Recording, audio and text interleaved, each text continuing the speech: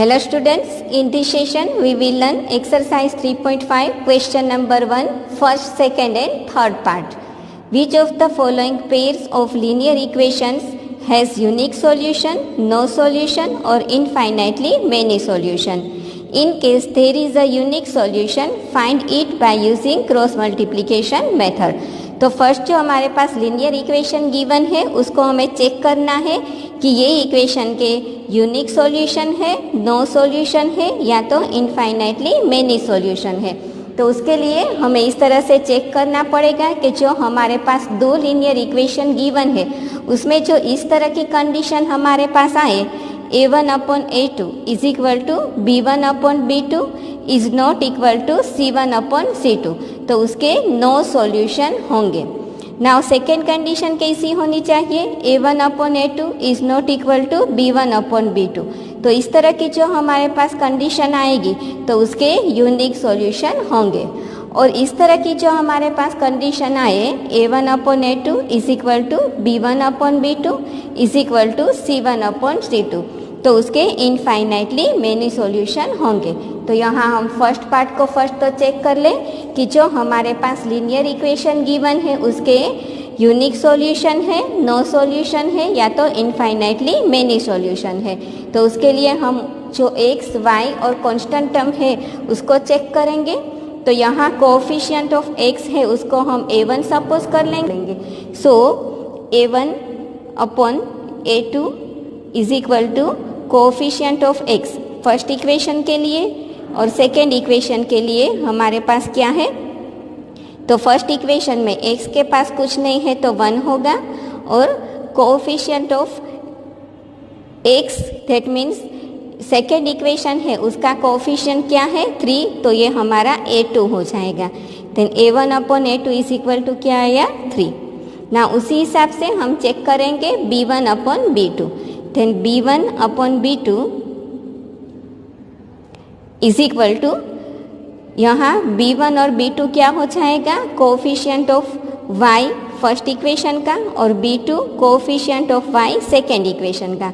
तो यहाँ क्या है -3/-9, तो यहाँ से माइनस माइनस कैंसिल हो जाएगा एंड 3 3 सा 9, यहाँ 3 1 सा 3, तो 3 3 भी कैंसिल हो जाएगा। तो b1/b2 हमारा क्या आया 1/3, और उसी हिसाब से c1/c2 चेक कर लें। Then c1/c2 is equal to constant term है वो हमें लेना है -3/-2, तो यहाँ से माइनस माइनस कैंसिल हो जाएगा। देन c1/c2 हमारा क्या आया 3/2।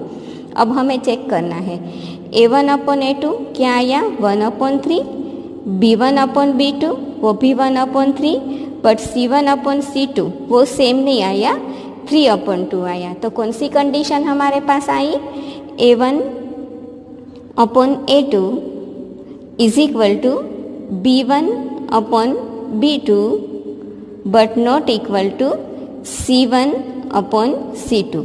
तो इस तरह की कंडीशन आए तब हमें हमारे पास सॉल्यूशन नहीं होंगे, तो हमें लिखना है नो सॉल्यूशन।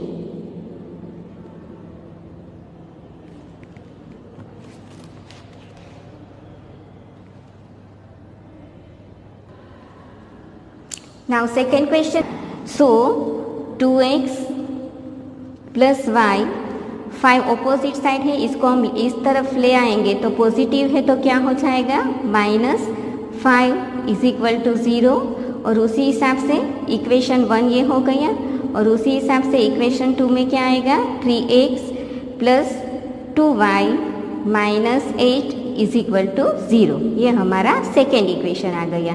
नाउ फर्स्ट और सेकेंड इक्वेशन को हम फर्स्ट चेक करेंगे कि जो ये लीनियर इक्वेशन है उसके यूनिक सॉल्यूशन है, नो सॉल्यूशन है या तो इनफाइनाइटली मेनी सॉल्यूशन है।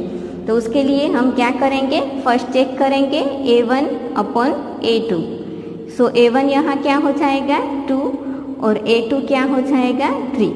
ना उसी हिसाब से हम b1/b2 को चेक कर लेंगे। Then b1/b2 is equal to coefficient of y कुछ नहीं है तो 1/ यहाँ कोएफिशिएंट ऑफ y क्या है 2।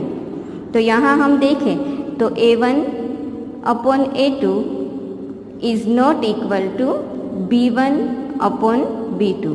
तो इस तरह की कंडीशन हमारे पास आएंगे तो उसके सॉल्यूशन क्या होंगे? Unique solution.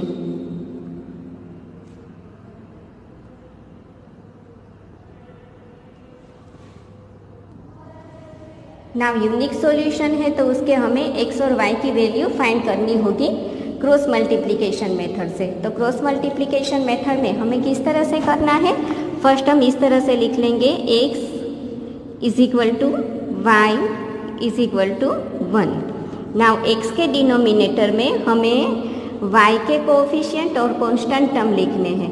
तो x के डिनोमिनेटर में हम क्या लिखेंगे? Coefficient of y and constant term. तो यहाँ कुछ नहीं होगा तो क्या होगा? 1 एंड 2। उसी हिसाब से कांस्टेंट टर्म हमारे पास क्या है? -5 एंड -8। ना उसी हिसाब से y के डिनोमिनेटर में हमें क्या लिखना है? कांस्टेंट टर्म और x के कोएफिशिएंट।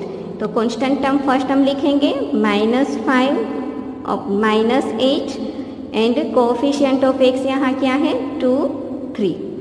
नाउ 1 के डिनोमिनेटर में हम कांस्टेंट टर्म नहीं लिखेंगे but coefficient of x and coefficient of y लिखेंगे। सो 2, 3 coefficient of x and coefficient of y यहाँ क्या है? 1, 2। नाउ क्रॉस मल्टीप्लाई करना है तो हम क्रॉस मल्टीप्लाई ही करेंगे। Then x upon cross multiply कर लो, 1 और -8 का मल्टीप्लाई करेंगे तो क्या आएगा? -8। कंपलसरी माइनस की ही साइन हमें लिखनी है।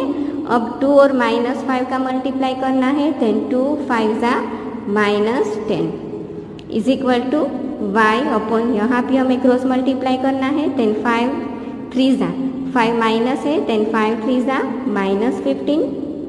अगेन हमें साइन माइनस की ही कंपलसरी लिखनी है और -8 और 2 का मल्टीप्लाई कर लेंगे। देन -8 2 ज़ा -16 is equal to 1 upon cross multiply कर लें। 2 2 ज़ा 4 माइनस की साइन कंपलसरी एंड 3 1 ज़ा 3। नाउ ब्रैकेट को ओपन कर लेंगे। सो x अपॉन -8 और minus +10 is equal to y upon -15 और यहाँ माइनस क्या हो जाएगा? +16 इज इक्वल टू 1 अपॉन 4 -3। आगे की कैलकुलेशन कर लें। देन x अपॉन 10 में से 8 माइनस कर लेंगे 2 is equal to y upon 16 में से 15 को माइनस कर लेंगे 1 is equal to 1 upon 1। Now compare करेंगे x अपॉन 2 को 1 अपॉन 1 के साथ। So x upon 2 is equal to 1 upon 1। 2 denominator में है, ऑपोजिट साइड जाएगा तो न्यूमरेटर में आ जाएगा। देन 2 और 1 का मल्टीप्लाई कर लेंगे। Then x is equal to 2 और 1 का multiply 2 upon 1। Therefore x is equal to 2। तो हमारे पास x की वैल्यू आ गई। उसी हिसाब से हम y की वैल्यू फाइंड करेंगे। नाउ y और 1 का जो टर्म है उसको कंपेयर कर लेंगे। Then y upon 1 is equal to 1 upon 1। Now y denominator में है, 1 डिनोमिनेटर में है, उसको हम अपोजिट साइड लेके जाएंगे, मल्टीप्लाई हो जाएगा। So y is equal to 1 और 1 का मल्टीप्लाई कर लो। Then 1 upon 1। Therefore y is equal to 1। तो हमारे पास यहाँ सॉल्यूशन क्या है x और y के लिए? सॉल्यूशन x और y के लिए क्या है? x के लिए 2 और y के लिए 1। नाउ थर्ड पार्ट में क्या है? 3x minus 5y is equal to 20 और सेकेंड में क्या है? 6x minus 10y is equal to 40। तो फर्स्ट हम क्या करेंगे? 3x माइनस 5y प्लस 20 है, इसको हम अपोजिट साइड लेके जाएंगे। -20 इज इक्वल टू 0, ये हमारा फर्स्ट इक्वेशन आ गया। और सेकेंड इक्वेशन में क्या है? 6x minus 10y minus 40 is equal to 0। तो ये हमारे पास सेकेंड इक्वेशन आ गया। नाउ हम फर्स्ट चेक कर लेंगे। Then a1 upon a2 is equal to 3/6। तो यहाँ से 3 कैंसिल हो जाएगा, 3 1 सा एंड यहाँ 3 2 सा। तो A1/A2 हमारे पास क्या आया 1/2। उसी हिसाब से B1/B2 को चेक कर ले। Then B1/B2 is equal to -5/-10। Now minus minus cancel हो जाएगा एंड 5 1 सा 5 2 सा। सो B1/B2 हमारे पास क्या आया 1/2। Now C1/C2 is equal to -20 divide by -40। Minus minus cancel हो जाएगा, 0 0 कैंसिल। सो 2 डिवाइड बाई 4, 2 1 सा एंड 2 2 सा। सो C1/C2 हमारे पास क्या आया 1/2। नाउ चेक कर ले, A1/A2 1/2, B1/B2 भी क्या आया 1/2 एंड C1/C2 भी हमारे पास क्या आया 1/2।